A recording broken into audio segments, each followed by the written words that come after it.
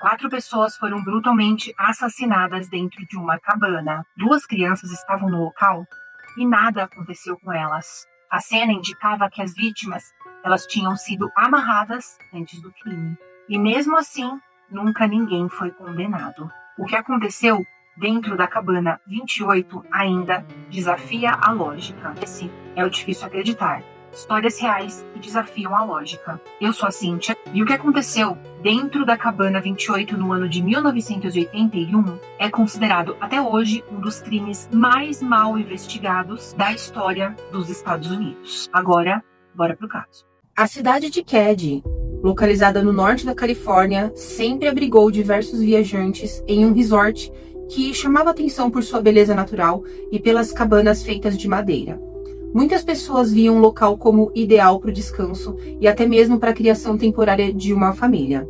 Pelo menos era o que todos pensavam antes do dia 11 de abril de 1981. Tudo começou quando Glenna Susan Sharp, mãe de John, de 15 anos, Sheila, de 14 anos, Tina, de 12 anos, Rick, de 10 anos e Greg, de 5 anos. Ela tinha se separado do marido e acabou se mudando para Keddie. Chegando lá, a família estava procurando um lugar assim tranquilo para viver. Acabou encontrando então essa cabana, a cabana 28 lá naquele resort. No entanto, aquele lugar acabou deixando das pessoas pensarem que era um lugar assim tranquilo, um paraíso. E sim, acabou sendo visto como um cenário de horror e de crime. Era mais um dia então assim comum em Keddie. Glenna estava na cabana e esperava por seu filho John e sua amiga Dana Wingate, que já estavam a caminho de casa devido à carona do jovem estudante Craig Walters. No mesmo dia, Tina ela estava na residência da família Seabolt para assistir televisão. Quando Sheila chegou ao local, a garota foi para casa, enquanto a mais velha passou a noite na casa dos vizinhos. Dessa maneira, a sua mãe ela estava lá na cabana 28, ela estava acompanhada então de John, de sua amiga Dana e de seus filhos mais novos, Rick e Greg, além de um amigo das crianças que era o Justin Smart. Como eu disse, aquela noite ela foi marcada por um crime brutal. Na manhã seguinte, a Sheila voltou então para sua casa e ao entrar lá, ela encontrou os corpos então da Glenna, do John e da Dana. E eles estavam amarrados, isso com arame e fita adesiva, próximos a 2 facas ensanguentadas e também a um martelo. Olhando então ao redor, a garota percebeu que a garganta de John havia sido cortada, enquanto a de Dana havia sido estrangulada e apresentava ferimentos na cabeça. Já sua mãe estava sem calça, amordaçada com sua calcinha, ela havia sido esfaqueada no peito e também teve a sua garganta cortada. Ademais, foi encontrada a coronha de uma pistola, uma parte da arma que dá estabilidade, precisão e rapidez na hora de realizar o tiro. Mais tarde, a perícia acabou concluindo que os 3 haviam sofrido traumatismo craniano. E tudo isso poderiam ter sido causados por um martelo, aquele que havia sido encontrado. A autópsia acabou revelando que todos eles tinham morrido referente a um trauma na cabeça e também a ferimentos a facas. Todavia, a cena não era a única coisa a ser questionada, uma vez que Tina, que havia caminhado para sua casa na noite anterior, ela estava desaparecida e as 3 crianças, Rick, Greg e Justin, estavam em um quarto na mesma casa e eles não foram vítimas dos criminosos. Assustada, então, ao ver aquela cena, a Sheila acabou voltando para casa, então, do Seabolt, onde ela tinha ido, e acabou contando o que ela tinha visto, o que tinha acontecido. Foi quando o James Seabolt, ele resolveu ir até a casa da mãe da Sheila, né, onde tinha acontecido todo aquele horror, e resgatar as crianças que estavam lá no quarto presas.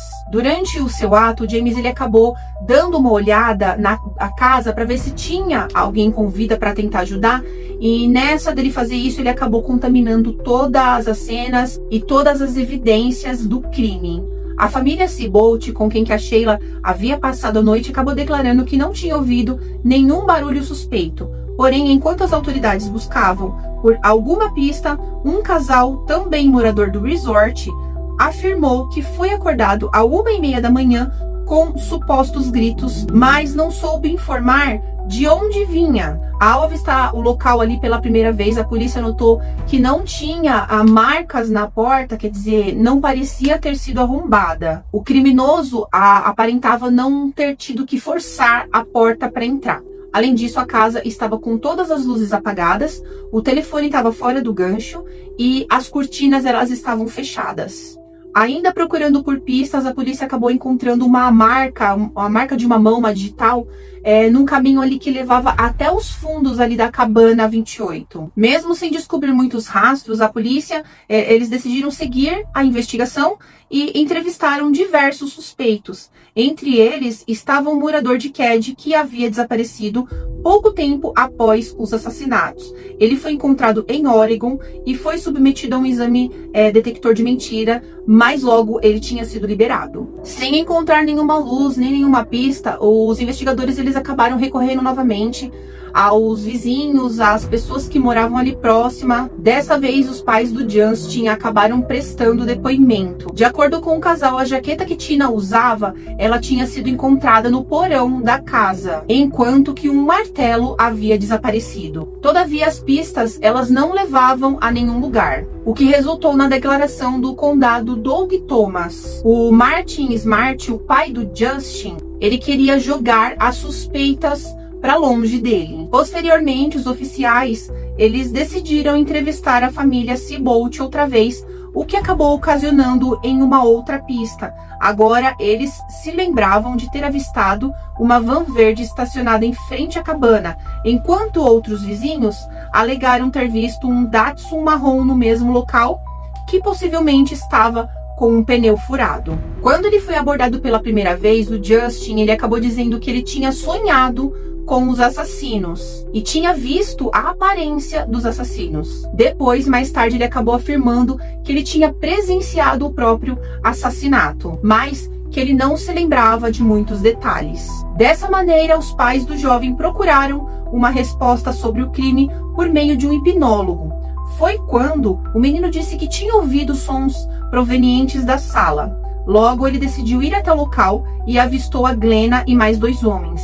Um foi caracterizado com cabelos curtos e bigode, enquanto o outro tinha uma barba curta e cabelos longos. Ainda em hipnose, o garoto ele acabou dizendo que tinha visto a Dana e o John chegarem ali na residência. Ambos começaram a discutir com aqueles homens que usava óculos. Foi quando aconteceu a primeira luta com os criminosos. E aí a Tina acabou chegando na casa. Nesse mesmo momento, a garota acabou sendo retirada da casa, mas não se sabe para onde ela foi levada. Devido à descrição feita pelo menino, o artista Arlan Amber deu vida aos esboços dos infratores. Logo, a imprensa também passou a divulgar suas características. Homens entre 20 a 30 anos, com óculos de sol dourado. O de cabelos loiros tinha de 1,80 a 1,88, enquanto o de cabelos pretos tinha 1,68 a 1,78.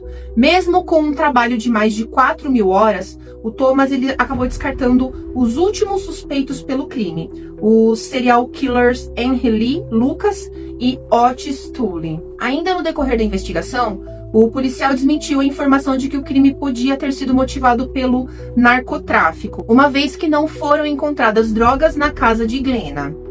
Carla McMullen, uma amiga da família, afirmou que Dana Wingate, amiga de John, havia roubado LSD dos traficantes da área. Como o fato não pôde ser confirmado, a alegação não foi considerada. Devido ao depoimento do Justin, todos acreditavam que a Tina ela tinha sido removida da cena do crime. Porém, para onde teriam levado ela? Essa era uma das inúmeras perguntas que o FBI tinha para fazer. Primeiramente, a investigação ela realizou uma pesquisa ao redor da residência, atingindo 8 quilômetros explorados. Só que nada foi encontrado. Apenas 3 anos depois do crime, um colecionador de garrafas acabou encontrando um crânio e também parte da mandíbula, isso em Feather Falls, a 160 quilômetros de Keddie. Perto de seus restos mortais, os detetives acabaram encontrando uma jaqueta azul, feita de nylon, um cobertor também e um par de calças jeans da marca Levi Strauss. Em 1984, no mesmo ano dessa descoberta, a patologia acabou confirmando que essas partes elas eram realmente de Tina. Em 1996, o Robert Joseph Silveira Jr. ele foi considerado um suspeito do assassinato. Sem sucesso, nada foi comprovado e a cabana 28 então ela foi destruída em 2004, juntamente com qualquer pista sobre o crime. Já em 2008, Marilyn Smart, que era a mãe do Justin, ela acabou afirmando isso após a morte do seu marido, né?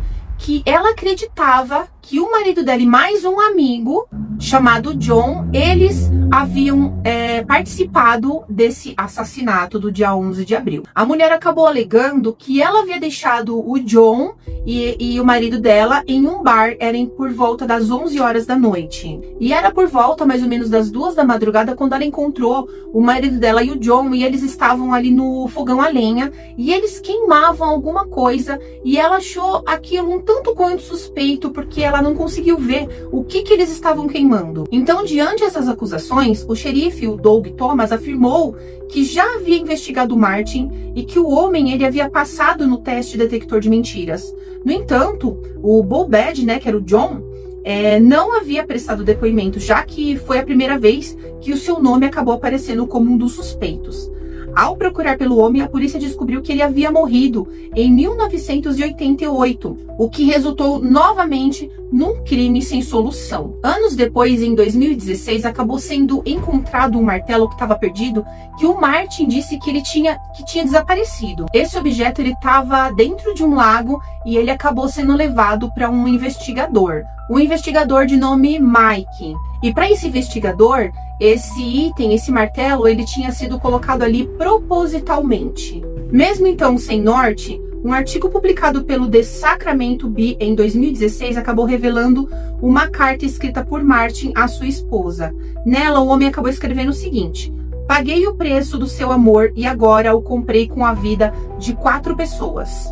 No mesmo ano, Gamberg afirmou que não havia admitido aquela carta como evidência, após a escritura ser compartilhada por meio do jornal. Um conselheiro de Martin afirmou que o homem havia admitido os assassinatos de Glenna e de Tina e que a garota havia sido morta para impedir que ele fosse identificado. 2 anos depois, o detetive acabou informando que o DNA encontrado em um pedaço de fita era correspondente a um suspeito que estava vivo. Mas, até hoje, nada foi concluído. Existe um filme chamado A Cabana 28. Eu não me lembro agora se ele está disponível na Prime, eu não me lembro onde ele está disponível. Qualquer coisa deixa aqui embaixo nos comentários. Mas, enfim, eu nunca consigo assistir esse filme até o fim, eu acho simplesmente horrível. Mas é isso, gente, esse foi o vídeo, eu espero que vocês tenham gostado. Depois me conta aqui nos comentários, vocês já tinham ouvido falar dessa história? O que vocês acharam dessa história? Quem que vocês acham que realmente fez essa barbárie? Conta aqui, eu quero saber.